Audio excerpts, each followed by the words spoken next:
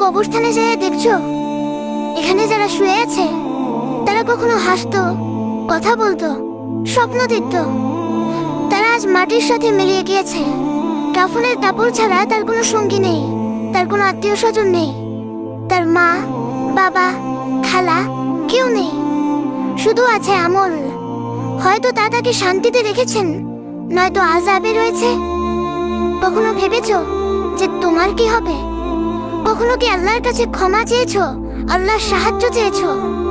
চাওয়া হয় নাই না, তাই তো মনে করি যে সময় রয়েছে, কিন্তু মৃত সময় দেখি না। সময় শেষ হলে চলে আসে, তখন আর কিছু করার থাকে না, শুধু আফসোস রয়ে যাবে।